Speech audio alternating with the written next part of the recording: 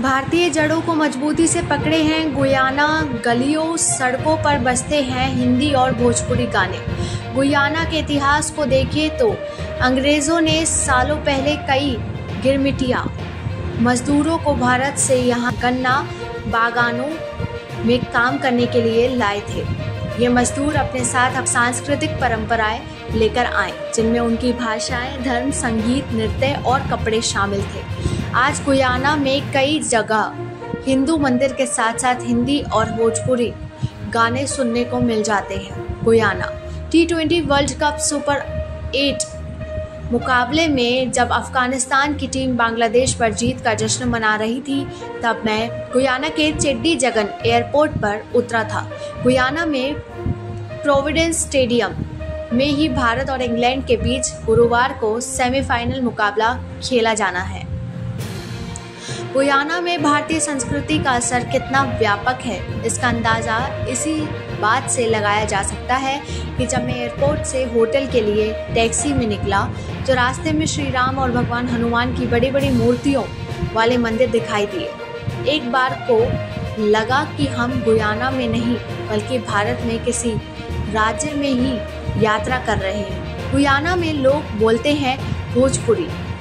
यहाँ पर अब भी बहुत सारे लोग भोजपुरी बोलते हैं। गुयाना में भारतीय संस्कृति की जड़ें मजबूत हैं। सालों पहले अंग्रेज कई गिरमिटिया मजदूरों को भारत से यहाँ गन्ना बागानों में काम करने के लिए लाए थे। ये मजदूर अपने साथ अपनी सांस्कृतिक परंपराएं लेकर आए, जिनमें उनकी भाषाएं, धर्म, संगीत, नृत्य और कपड़े शामिल थे। समय के साथ ये परंपराएं विकसित हुई और स्थानीय संस्कृतियों के साथ मिलकर प्रथाओं और मान्यताओं का एक अनूठा मिश्रण बनाया।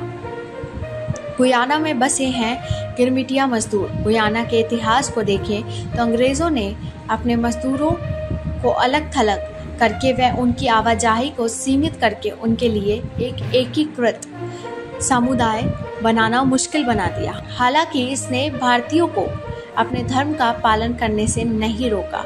अपनी मातृभूमि से 9000 मील से भी अधिक दूर अप्रवासी उपनिवेशवादियों की दमनकारी रणनीति के तहत अपनी हिंदू पहचान स्थापित करने और उसे बनाए रखने के लिए और भी दृढ़ हो गए हैं। हालांकि समय और स्वतंत्रता दोनों की कमी के बावजूद वे डटे रहे और सभी सप्ताह में एक रात को एकत्र होते।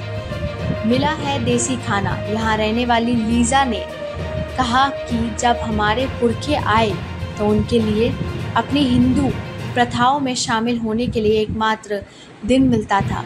बाद में जब लोगों ने अंग्रेज़ों का विरोध किया तो उन्हें अपने धर्म के पालन की अधिक स्वतंत्रता मिली। भारतीय व्यंजन भी यहाँ की संस्कृति का एक महत्वपूर्ण तत्व है। यहाँ जगह जगह भारतीय रेस्टोरेंट है जिसमें देसी खाना मिल रहा है। हम रात को महाराजा पैलेस रेस्टोरेंट में खाना खाने गए, जहाँ बढ़िया दाल तड़का, चना मसाला और अब तक घूमे कैरेबियन देशों की सबसे बढ़िया नान मिली।